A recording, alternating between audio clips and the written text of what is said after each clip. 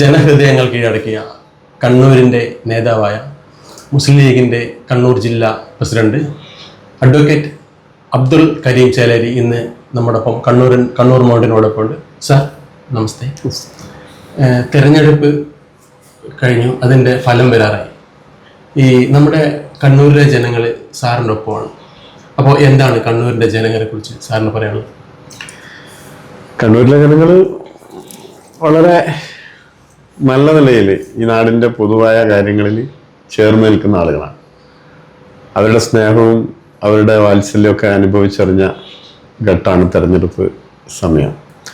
തീർച്ചയായും നാടിൻ്റെ പൊതു നന്മയ്ക്ക് വേണ്ടി കക്ഷിരാഷ്ട്രീയ ചിന്താഗതികൾക്ക് അതീതമായി എല്ലാവരും ചേർന്ന് നിൽക്കുമെന്നുള്ളതാണ് കണ്ണൂരിലെ ജനങ്ങളെക്കുറിച്ചുള്ള എൻ്റെ പൊതുവായിട്ടുള്ള വിലയിരുത്തൽ.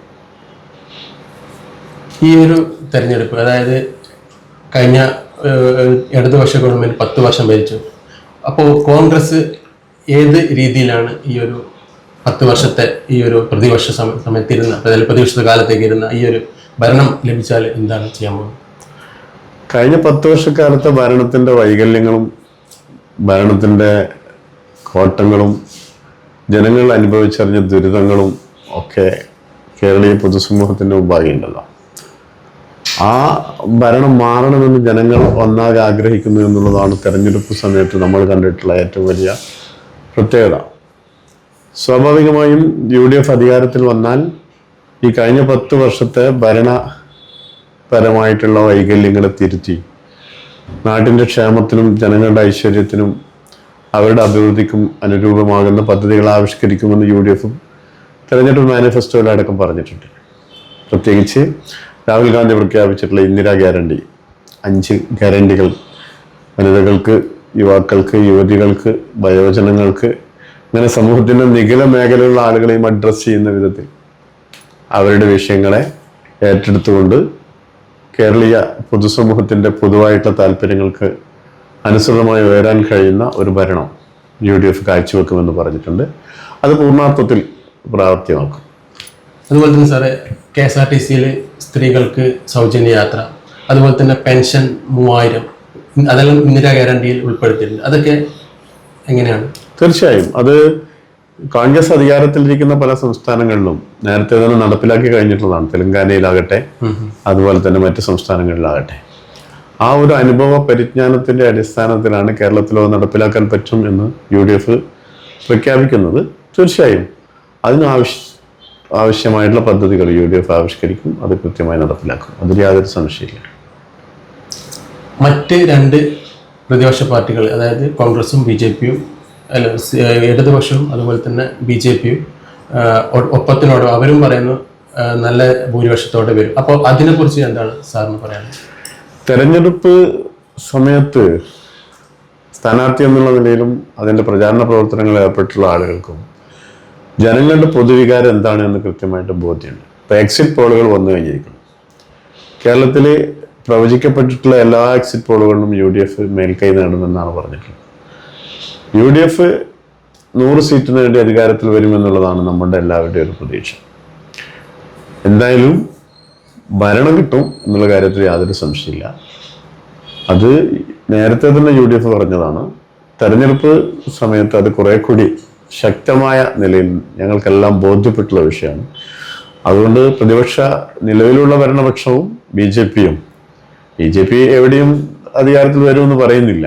അത് നമുക്ക് ഒരു വിഷയമല്ല. എന്നാൽ LDF ഭരണം തുടരുമെന്ന് പറയുന്നതിന് യാതൊരു അടിസ്ഥാനമില്ല എന്ന് 4-ാം തീയതിയോടുകൂടി തെളിയിക്കപ്പെടും. മറ്റൊരു കാര്യം, അതുപോലെ തന്നെ ആരായിരിക്കും കോൺഗ്രസ് അധികാരത്തിൽ വന്നാൽ മുഖ്യമന്ത്രിയായി വരുന്നത്? കോൺഗ്രസിന്റെ ഒരു രീതി, തെരഞ്ഞെടുപ്പ് കഴിഞ്ഞാൽ അവരുടെ പാർലമെന്ററി പാർട്ടി ലീഡറെ തെരഞ്ഞെടുക്കും.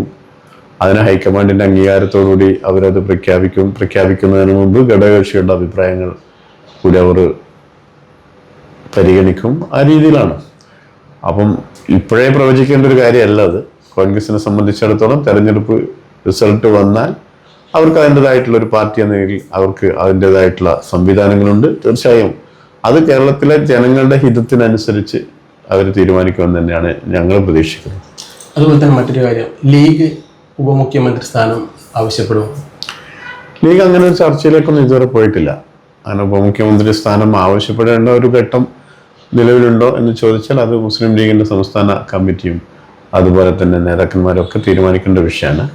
ഏതായാലും മുസ്ലിം ലീഗിന് അതിനൊക്കെ അർഹതയുണ്ട് എന്നുള്ള കാര്യത്തിൽ നമുക്ക് സംശയമൊന്നുമില്ല. പക്ഷേ കേരളത്തിൻ്റെ പൊതു താല്പര്യം മുൻനിർത്തിയിട്ട് ആ കാര്യത്തിൽ മുന്നണിയാണ് ഒരു തീരുമാനം എടുക്കേണ്ടത്. കോൺഗ്രസും മുസ്ലിം ലീഗും ഉൾപ്പെടുന്ന മുന്നണിയാണ് ആ കാര്യത്തിൽ തീരുമാനം എടുക്കേണ്ടത്.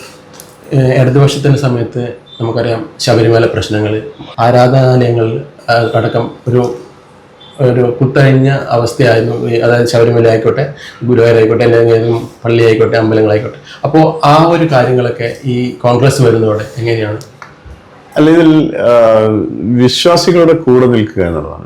കേരളത്തിലെ ജനങ്ങളിൽ നല്ലൊരു ശതമാനം ആളുകൾ വിശ്വാസികളാണ്.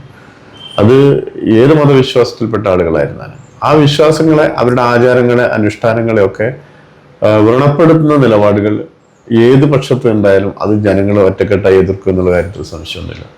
അതിൽ കക്ഷി രാഷ്ട്രീയത്തിൻ്റെ പ്രശ്നമൊന്നുമില്ല. ഇവിടെ കമ്മ്യൂണിസ്റ്റ് പാർട്ടി, CPM മതവിശ്വാസപരമായിട്ടുള്ള വിഷയങ്ങളിൽ മഹാഭൂരിപക്ഷം വരുന്ന ആളുകളുടെ വികാരത്തിന് എതിരായിട്ട് നിലയുറപ്പിച്ചു എന്നുള്ളതാണ്. അതിന് പോലീസിനെ ഉപയോഗിച്ചും മറ്റ് നവോത്ഥാന മതിലുകളൊക്കെ പണിതും ആ വിധത്തിൽ ജനങ്ങളെ തെറ്റിദ്ധരിപ്പിക്കാനാണ് അവർ ശ്രമിച്ചത്. അതിനെതിരായിട്ടുള്ള വലിയ വികാരമാണ് കേരളത്തിൽ കഴിഞ്ഞ ലോക്സഭാ തെരഞ്ഞെടുപ്പിൽ നമ്മൾ കണ്ടത്. ഈ തെരഞ്ഞെടുപ്പിലും അത് പ്രതിഫലിക്കുന്നുള്ള കാര്യത്തിൽ സംശയമില്ല. UDF അധികാരത്തിൽ വന്നാൽ എല്ലാ കാലത്തും എന്നതുപോലെ വിശ്വാസികളുടെ താല്പര്യങ്ങൾ സംരക്ഷിച്ചുകൊണ്ട് അവരുടെ വികാരങ്ങൾക്കൊപ്പം നിന്നുകൊണ്ട് ഉള്ള നിലപാടുകളാണ് എടുക്കുക. അതിൽ യാതൊരു സംശയമില്ല. അതുപോലെ തന്നെ ഈ ഇടതുപക്ഷവും അതുപോലെ തന്നെ BJPയും പറയുന്നത് അവരാണ് ദേശീയപാത, അതായത് വികസനം, അതായത് ദേശീയപാത ശരിക്കും ഒരുപാട് നാൾ മുന്നേ നമ്മുടെ കേരളത്തിന് ആവശ്യമുള്ളതായിരുന്നില്ലേ? ദേശീയപാതയുടെ അതിൻ്റെ നേരത്തെ 60 മീറ്റർ എന്നുള്ളത് സംബന്ധിച്ച് കേരളത്തിൻ്റെ ഒരു ഭൂമിശാസ്ത്രപരമായിട്ടുള്ള ഒരു സാഹചര്യത്തിൽ അത്രയും ലാൻഡുകൾ അക്വയർ ചെയ്യാൻ പറ്റാത്തൊരു സാഹചര്യം നിലവിലുണ്ടായിരുന്നല്ലോ. അത് ഉമ്മൻചാണ്ടി സർക്കാർ അധികാരത്തിൽ വന്നപ്പോഴും അതിനുശേഷം VS അച്യുതാനന്ദൻ്റെ സർക്കാർ അധികാരത്തിൽ ഉണ്ടായിരുന്നപ്പോഴൊക്കെ നിരന്തരമായിട്ടുള്ള ചർച്ചകൾ നടത്തിയിട്ട് ഉണ്ടാക്കിയെടുത്തിട്ടുള്ള ഒരു ഫോർമുലയുടെ ഭാഗമായിട്ട് കേന്ദ്ര ഗവൺമെന്റിന്റെ അംഗീകാരത്തോടു കൂടി ആണല്ലോ ദേശീയപാത വികസനം ഇപ്പം നടപ്പിലാക്കുന്നത്. അത് ഏതെങ്കിലും ഒരു പ്രത്യേക ഭരണകൂടത്തിന് മാത്രം അവകാശപ്പെട്ട കാര്യമൊന്നുമല്ല. അല്ലെങ്കിൽ അങ്ങനെ അവരാണ് ഞങ്ങളുടെ ഇതിൻ്റെ ആളുകൾ എന്ന് പറഞ്ഞിട്ട് ഏതെങ്കിലും ഒരു സങ്കുചിതമായിട്ടുള്ള തലത്തിലേക്ക് ഒതുക്കി നിർത്തേണ്ടുന്ന ഒരു കാര്യമൊന്നുമല്ല. തീർച്ചയായും നാടിന്റെ പൊതുവികസനത്തിന് എല്ലായ്പ്പോഴും നന്മകളുടെ ഭാഗത്ത് നിലയുറപ്പിച്ചിട്ട് പ്രവർത്തികൾ ചെയ്തിട്ടുള്ളത് UDF ആണ്. കേരളത്തിൽ ഇന്ന് കാണുന്ന എല്ലാ വികസന പ്രവർത്തനങ്ങളുടെയും നേതൃത്വം UDF-നായിരുന്നു. അത് വിമാനത്താവളങ്ങളാകട്ടെ, അതുപോലെ തന്നെ മറ്റ് തുറമുഖങ്ങളാകട്ടെ, ഇപ്പൊ വിഴിഞ്ഞം തുറമുഖം ഉൾപ്പെടെ ഉള്ള തുറമുഖങ്ങളാകട്ടെ, മെട്രോ ആവട്ടെ, എല്ലാം നമ്മൾ കാണുന്ന എല്ലാ വികസന പ്രവർത്തനങ്ങൾക്കും നാന്ദി കുറിച്ചതും അതിൻ്റെ നേതൃത്വം ഏറ്റെടുത്തത് UDF ആണ്. അതുകൊണ്ട് ദേശീയപാത വികസനം എന്ന് പറയുന്നത് ഏതെങ്കിലും ഒരു പ്രത്യേക കക്ഷിയുടെ താല്പര്യത്തിൻ്റെ അടിസ്ഥാനത്തിലൊന്നും നടപ്പിലാക്കപ്പെടുന്ന ഒരു പദ്ധതിയല്ല. അത് കേരളത്തിലെ ജനങ്ങളുടെ നന്മ ലക്ഷ്യമിട്ടുകൊണ്ട് അത് ഏത് സർക്കാർ അധികാരത്തിൽ വന്നാലും അതൊക്കെ നടപ്പിലാക്കണം. അങ്ങനെയല്ലേ നാട്ടിൽ വികസനം നടക്കുള്ളൂ. അപ്പോൾ ആ വിധത്തിൽ അത് കാണേണ്ടത്. അതുപോലെ തന്നെ സാർ, യുവാക്കള് തൊഴിൽ, അതായത് പിൻവാതിൽ നിയമനം, അങ്ങനെയൊക്കെ പറഞ്ഞ ഒരുപാട് പ്രശ്നങ്ങൾ ഈ ഒരു 10 വർഷക്കാലുണ്ട്. കോൺഗ്രസ് വന്നാൽ അത് ഏത് രീതിയിലാണ് മുന്നോട്ട് കൊണ്ടുപോകുന്നത്? പിൻവാതിൽ നിയമനങ്ങളൊന്നും ഒരിക്കലും കേരളത്തിലെ ജനങ്ങൾ പ്രോത്സാഹിപ്പിക്കുന്നതല്ല. പരീക്ഷ എഴുതാതെ തന്നെ പരീക്ഷയിൽ പാസ്സാകുക, അതുപോലെ തന്നെ യൂണിവേഴ്സിറ്റി എക്സാമിനേഷനുകൾക്കും PSC പരീക്ഷ പോലും ആ വിധത്തിൽ വിശ്വാസ്യത നഷ്ടപ്പെട്ടു പോകുന്ന വിധത്തിലുള്ള നിലപാടുകളാണ് കഴിഞ്ഞ കാലങ്ങളിൽ LDF-ന്റെ ഭാഗത്തുനിന്നുണ്ടായത്. തീർച്ചയായും UDF അതിനൊക്കെ വ്യവസ്ഥാപിതമായിട്ടുള്ള ഒരു സമീപനം ഉണ്ടാക്കും. അതിൻ്റെ മുന്നണി സംവിധാനത്തിലായാലും മറ്റും അതിൽ തീരുമാനങ്ങൾ എടുത്തിട്ട് യുവാക്കളുടെ താല്പര്യങ്ങൾ സംരക്ഷിക്കുന്ന, തൊഴിലില്ലാത്ത ചെറുപ്പക്കാരുടെ അവകാശങ്ങൾ സംരക്ഷിക്കുന്ന, അവരുടെ കൂടെ നിൽക്കുന്ന സമീപനമായിരിക്കും UDF അധികാരത്തിൽ വന്നാൽ ഉണ്ടാകുക. ഈ ഒരു കഴിഞ്ഞ 10 വർഷക്കാലം പ്രതിപക്ഷം എന്ന നിലയിൽ കോൺഗ്രസിനും അതുപോലെ ലീഗിനും തിളങ്ങാനായിട്ട് സാധിച്ചിട്ടുണ്ട് സാർ? തീർച്ചയായും. കേരളത്തിലിപ്പോൾ ഭരണമാറ്റം എന്നുള്ള ഒരു തലത്തിലേക്ക് ജനങ്ങൾ വരുന്നത് എന്തുകൊണ്ടാണ്? ജനങ്ങളുടെ ആവശ്യങ്ങൾ, ഓരോ വിഷയങ്ങളെയും കോൺഗ്രസും മുസ്ലിം ലീഗും പൊതുസമൂഹത്തിന് മുമ്പാകെ അവതരിപ്പിച്ചു. തീരദേശ മേഖലയിലുള്ള വിഷയങ്ങൾ, കാർഷിക മേഖലയിലുള്ള വിഷയങ്ങൾ, എല്ലാ വിഷയങ്ങളിലും ഏറ്റവും ഒടുവിൽ നടത്തിയിട്ടുള്ള പൊതുയുഗ യാത്ര, കേരളം ഒരു പൊതുയുഗ പിറവിയിലേക്ക് പോകുന്നു എന്നുള്ള ഒരു രീതിയിൽ UDF ആ ഒരു യാത്ര വി ഡി സതീശന്റെ നേതൃത്വം നടത്തിയപ്പോൾ സത്യത്തിൽ അതിനുണ്ടാവിടെ ജനങ്ങൾക്കുണ്ടായിട്ടുള്ള വലിയ അനുഭവം അതൊക്കെ പ്രകടമാകുന്നത് കഴിഞ്ഞ 10 വർഷക്കാലമായിട്ട് UDF ഉയർത്തിക്കൊണ്ടുവന്നിട്ടുള്ള വിഷയങ്ങൾ ശരിയായിരുന്നു എന്ന് ജനങ്ങൾ സമ്മതിക്കുകയും അത് ജനങ്ങൾ ഏറ്റെടുക്കുകയും ചെയ്തു എന്നുള്ളതാണ്. അപ്പോൾ തീർച്ചയായും പ്രതിപക്ഷം എന്നുള്ള നിലയിൽ നന്നായി പെർഫോം ചെയ്യാൻ പ്രതിപക്ഷ കക്ഷികൾ എന്നുള്ള പാർട്ടി മുസ്ലിം ലീഗിനായാലും കോൺഗ്രസിനൊക്കെ കഴിഞ്ഞിട്ടുണ്ട്. അതിൽ സംശയമൊന്നുമില്ലല്ലോ. അതുപോലെ തന്നെ സ്കൂളുകൾ, അതായത് സ്കൂളുകളിൽ ഇടതുപക്ഷം പറയുന്നത് ഈ ഒരു 10 വർഷക്കാലം ഹൈടെക് ആക്കിയിട്ടുണ്ട് എന്ന് പറയുന്നത്. അപ്പോൾ അത് എങ്ങനെയാണ് കോൺഗ്രസ് ഭരണം ഉണ്ടായിക്കഴിഞ്ഞാൽ? എത്ര സ്കൂളുകളാണ് ഹൈടെക് ആയിട്ടുള്ളത്? എന്നാൽ പൊട്ടിപ്പൊളിഞ്ഞ എത്ര വിദ്യാലയങ്ങൾ കേരളത്തിലുണ്ട്? ഇപ്പൊ തന്നെ പേരിന് കുറെ മാമാങ്കങ്ങൾ നടത്തി ആഘോഷങ്ങളൊക്കെ പേരിൽ സ്കൂളുകൾ ഉദ്ഘാടനങ്ങളൊക്കെ നടത്തി എന്ന് പറയുന്ന ഒരുപാട് വിഷയങ്ങൾ കണ്ണൂർ ജില്ലയിൽ തന്നെ എടുത്ത് ചൂണ്ടിക്കാണിക്കാൻ പറ്റുന്ന എത്ര കാര്യങ്ങളുണ്ട്. ജനങ്ങളുടെ കണ്ണിൽ പൊടിയിടാൻ പേരിന് ചില മാമാങ്കങ്ങളൊക്കെ നടത്തി ഞങ്ങളാണ് ഇതൊക്കെ ചെയ്തു എന്ന് പറഞ്ഞ് അതൊരു പൊലിമയോടുകൂടി അവതരിപ്പിക്കുക എന്നതിൻ്റെ അപ്പുറത്തേക്ക് അതിലൊന്നും ഒരു എന്താ പറയുക, ജനങ്ങളുടെ കൂടെ നിൽക്കുന്ന ഒരു ഗവൺമെന്റ് എന്നുള്ള നിലയിൽ ആവശ്യം ഉയർത്തിക്കൊണ്ടുവരാനൊന്നും LDF കഴിഞ്ഞു എന്ന് എനിക്ക് തോന്നുന്നില്ല. അതുപോലെ തന്നെ സർ, കോൺഗ്രസിന്റെ ഒരു ഭരണമാണ് ഇനി വരുന്നതെങ്കിൽ എല്ലാ മന്ത്രിമാരും ജനങ്ങളിലേക്ക് ഇറങ്ങി, അതായത് ഇപ്പം നമുക്കറിയാം ചില ആളുകൾക്ക് ഭരണം കിട്ടിക്കഴിഞ്ഞാൽ ജനങ്ങളിൽ നിന്ന് അകന്നു പോകുന്നൊക്കെ പറയാറുണ്ട്, ജനങ്ങൾ തന്നെ പറയാറുണ്ട്. അത് എങ്ങനെയായിരിക്കും? UDF എല്ലായ്പ്പോഴും ജനങ്ങളുടെ കൂടെ വന്നിട്ടുള്ളൊരു പ്രസ്ഥാനമാണ്. അത് മുന്നണി എന്നുള്ളതിൽ അത് കക്ഷികളായിരുന്നാലും ഒക്കെ തീർച്ചയായും ജനങ്ങളുടെ കൂടെ നിൽക്കുക. ജനപക്ഷ രാഷ്ട്രീയമാണല്ലോ എല്ലായ്പ്പോഴും രാഷ്ട്രീയ പാർട്ടികൾ ഉയർത്തിപ്പിടിക്കുന്നത്.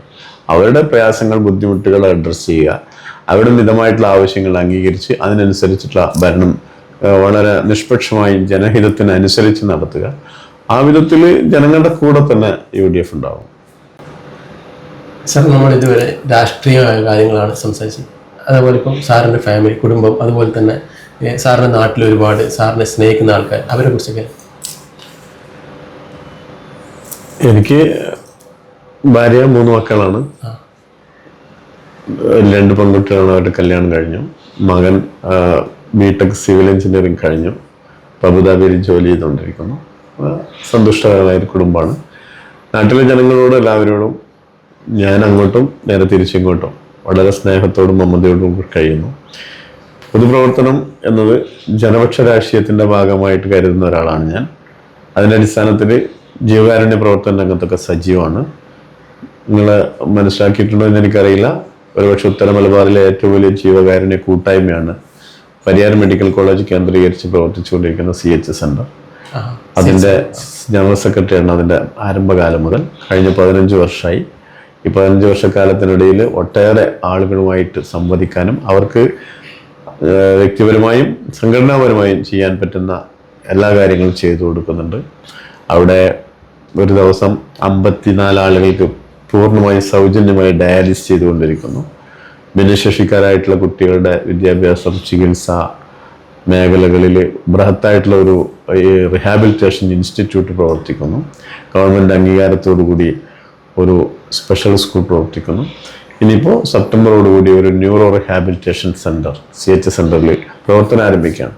അതൊക്കെ ഒരു പൊതുപ്രവർത്തകൻ എന്നുള്ള നിലയിൽ ജനങ്ങളുമായിട്ട് ഇടപഴകുമ്പോൾ അവരുടെ പ്രയാസങ്ങളും ബുദ്ധിമുട്ടുകളും കണ്ടറിഞ്ഞ് അവർക്ക് വേണ്ടി എന്തെങ്കിലുമൊക്കെ ചെയ്യാൻ പറ്റുമോ എന്ന ആലോചനയുടെ ഭാഗമായിട്ട് മുസ്ലിം ലീഗിൻ്റെ പൊതുനയത്തിൻ്റെ അടിസ്ഥാനത്തിൽ നടപ്പിലാക്കിയിട്ടുള്ള പദ്ധതികളാണ്. അതിനിയും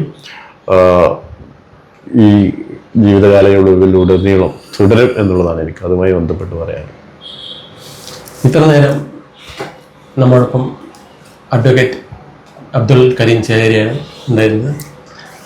അപ്പോൾ അദ്ദേഹത്തിന് സാർ വിജയാശംസകൾ നേരുന്നു. നല്ല രീതിയിലുള്ള വിജയം, അതുപോലെ തുടർന്നും സാറിന് ജനങ്ങളിലേക്ക് ഇറങ്ങി CH സെൻ്ററിനാണെങ്കിലും എല്ലാം ചെയ്യാനായിട്ട് സാധിക്കട്ടെ. അതുപോലെ തന്നെ വിജയാശംസകൾ നേരുന്നു. തീർച്ചയായും. താങ്ക്സ്.